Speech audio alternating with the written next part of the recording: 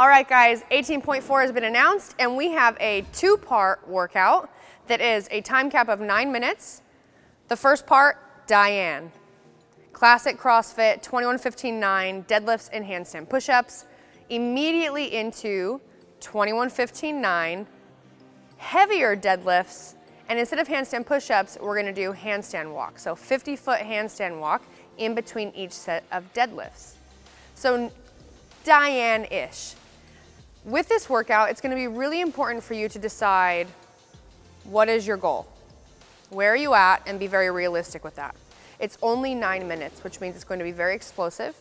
Adrenaline's gonna be really high, and you don't have a lot of time. The reps are not very high, but the weight gets heavier. So if you're someone who you're thinking, well, I can do Diane, but that weight for the second portion is really heavy for me. That's okay. At that point, what I would say is go hard on Diane. Get a really, really good score for that first part of the workout, and then chip away at those heavier deadlifts. What I don't want to see any of you doing is letting your technique fall and start just pulling that weight as hard as you can, as fast as you can, and just throwing your technique out the window. It's a terrible idea, and you're gonna end up hurting yourself. So be smart and decide what can I do? Is it too heavy? Is it really close to my max? If I'm that fatigued, am I gonna be able to pull it? If you're already thinking, I don't know, then go hard on Diane and then just see what you have left for those heavier deadlifts. If you're someone who hits Diane and goes unbroken, and in this workout you're planning to try and finish it, what I would recommend is pacing your deadlifts. In the first part, pace your deadlifts in Diane. Because both of these movements are what? We are opening and closing the hip. Things are gonna get very fatigued, very exhausted, super tight, and when you throw in the adrenaline of having a very fast workout, adrenaline does things to your body that will surprise you when you start moving and start trying to lift that heavier weight in the second portion. So I recommend, again, breaking up your deadlifts in the beginning. Quick transition, don't rest for a long time in between, but break them up. So when you get to the second part, you haven't fully exhausted your midline, your hips, and your back, and your hamstrings. You need to be able to move that heavier weight as fast as you can. If you do that, you have a better chance of making sure your technique stays exactly how it should, instead of getting to the heavier deadlift and throwing your technique out the window and just trying to finish the workout. Now we're gonna talk about the movements. All I'm gonna say about the deadlift is make sure you're setting your back, make sure you are not using a completely straight-legged or a Romanian deadlift style. Use your legs. You should set your back, set your hips, and when you move and stand up with the weight, there should be zero movement happening through your spine, through your midline. So focus on engaging your lats, driving through your feet, and squeezing your hips at the top. You will need to be fully extended for each rep to count.